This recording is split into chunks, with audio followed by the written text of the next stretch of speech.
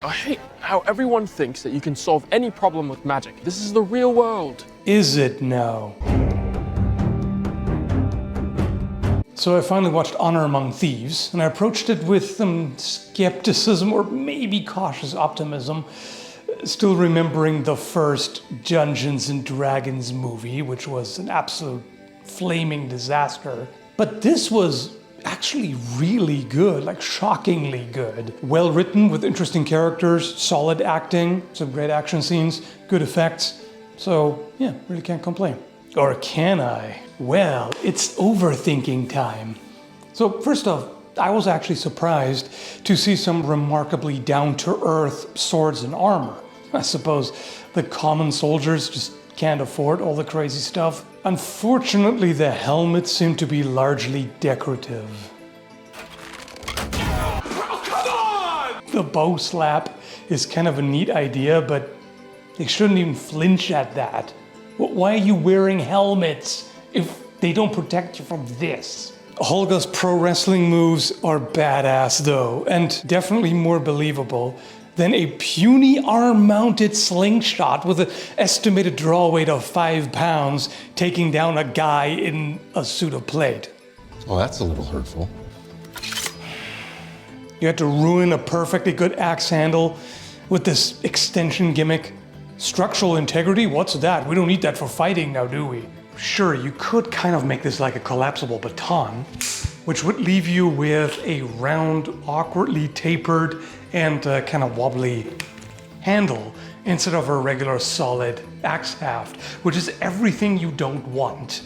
Now that would mean it would be harder to align the edge, it would be harder to slide your hands into different positions, which you often want, is a lot more awkward like this. Stuff can twist and turn, and overall it adds more weight and complexity. Anytime you add a folding or extending mechanism, there is now something that can wear out or break and thereby fail when you need it most. I don't mind that. You should though. You really should. The thing's ruined now. You can't just dip an axe into molten steel and expect it to work perfectly fine. No, the thing is gonna bend out of shape. It's not gonna hold an edge anymore. It's done, it's ruined. You have to redo the heat treatment now.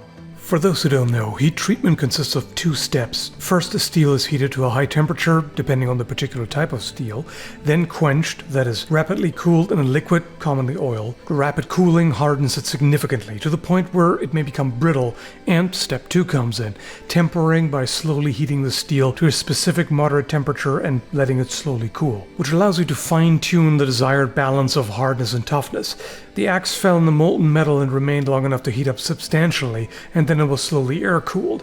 Air cooling is still technically a form of quenching, but one that leads to much lower hardness. Even overly aggressively grinding a blade may risk softening it by building up too much heat from friction. It's not a cosmetic upgrade, it's a functional downgrade. And then there's the scene that, when I first saw it in the trailer, you might say made me fly off the handle.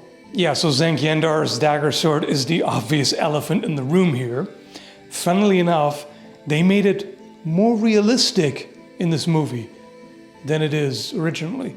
Can you believe that? So the Forgotten Realms wiki mentions that the blade could be launched off the hilt, the way it is in the movie. However, it would magically return and reattach. But it also says that it could come apart into a dagger and a short sword that could be dual wielded. I can't even imagine what that would look like, because you need a second handle somehow. Where is it? In the movie, they didn't go with that, they made it simpler. Yeah, this is simpler.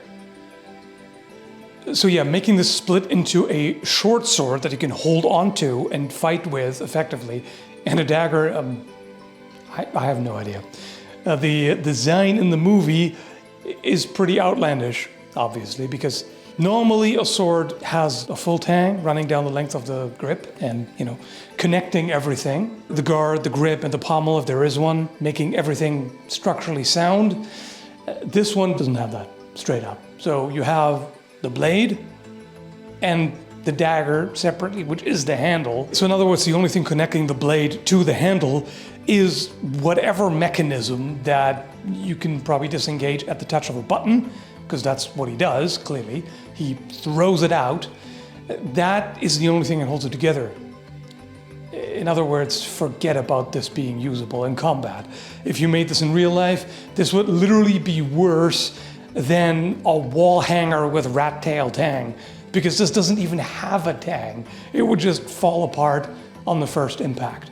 But magic though? Well, Xenk's sword is enchanted with radiant energy. And by the way, those are some really cool magic effects. I love how that looks, especially the green flame. I mean, if I could have a sword with green flames in real life, you bet your booty I would get one. I said, I don't know if the enchantment on this blade is supposed to make it indestructible. The inscription does say, neither virtue nor blade shall break. So maybe the blade itself won't break. It could snap off the hilt though, quite easily. Now I know what you're thinking. There's sorcerers, zombies, and a morbidly obese dragon. It's just fantasy, bro.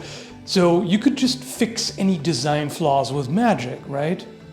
Or can you? I hate how everyone thinks that you can solve any problem with magic. This is the real world. Is it now? They're kind of rubbing it in, like, yeah, magic is not this mystical placeholder, plot armor, Mary Sue kind of thing that will just mysteriously solve everything out of nowhere. So, I think this is fair game. Anyway, with or without magic, Xenk's dagger sword is perfectly believable and even realistic compared to the hilarious abomination from The Sword and the Sorcerer. Remember that? The tri-blade sword that launches like torpedoes?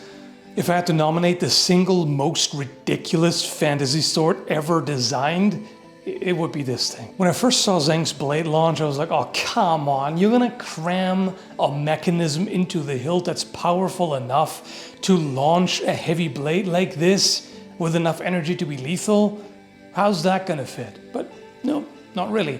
He actually flings it, and at the moment of maximum extension, he must be pressing the button to launch it. So he's actually more throwing it, like he's launching it by hand as opposed to with an eternal mechanism.